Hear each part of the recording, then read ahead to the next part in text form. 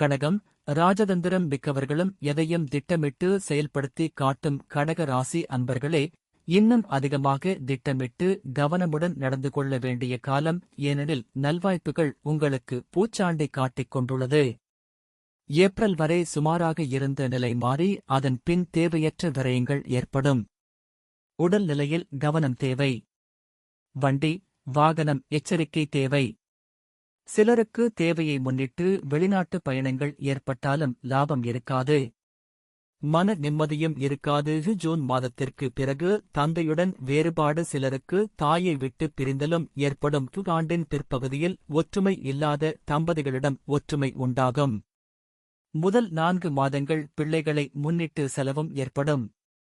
அக்டோபருக்கு மேல் வாழ்க்கை துணைவர் மற்றும் குழந்தைகளுக்கு முன்னேற்றம் உண்டு. 12 மாதங்களில் பௌர்ணமி அன்று சக்தி வழிபாடு செய்வது